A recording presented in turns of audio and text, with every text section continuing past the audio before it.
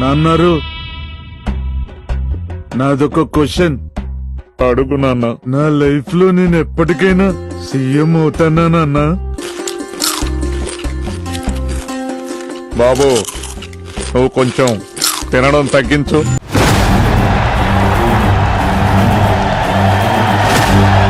ఇది మామూలు గెలుపు కాదు.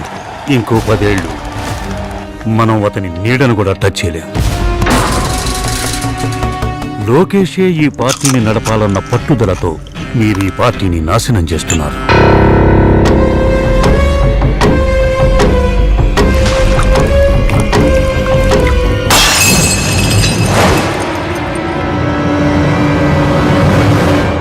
ఆ జగన్ని కిందకు లాగడానికి మనకతడు కావాలి.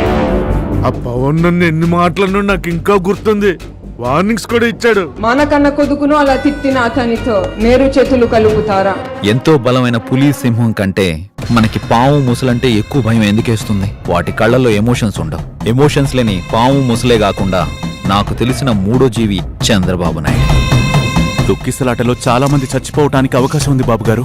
ఆ సంగతి పోలీసులు అధికారులు చూసుకుంటారు.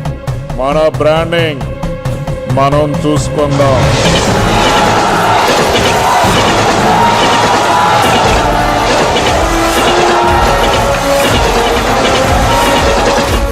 ఒక మధ్యతరగతి కుటుంబంలో పుట్టిన సుందర్ పిచాయ్ గూగుల్ CEO అయ్యారంటే కారణం ఇంగ్లీష్. వాడు గవర్నమెంట్ స్కూల్స్ లో ఇంగ్లీష్ మీడియం పెడితే మన నారాయణ స్కూల్స్ పరిస్థితి ఏంటి? నేను సొంతంగా ఏ నిర్ణయం తీసుకోలేనా? పోయినసారి ఒక్క నేను నిలబడతా అన్న నిర్ణయం నాదే కదా, అదేమైంది? అందుకే అప్పటి నుంచి నేను సొంతంగా నిర్ణయాలు తీసుకోకూడదనే నిర్ణయం నేను తీసుకున్నాను. All the best. మన చుట్టూ ఉన్నవాళ్ళు నాపై పూర్తిగా నమ్మకం ఉన్నవాళ్ళు మాత్రమే. చూడు కళ్యాణ్, పొత్తంటే ఒకరికొకరు సహాయం చేసుకోవడమే.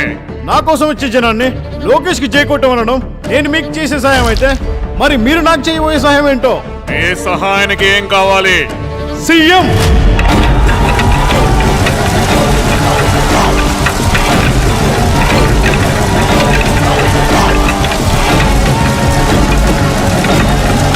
సార్, ఇక్కడ ఆయుధాలతో వచ్చారు సార్. ప్రజలని మోసం చేస్తే శిక్ష ఎవ్వరికైనా తప్పదు అన్న భయం ప్రతి లీడర్కి తెలియాలి. భయంకరం వ్యూహం విషసర్పం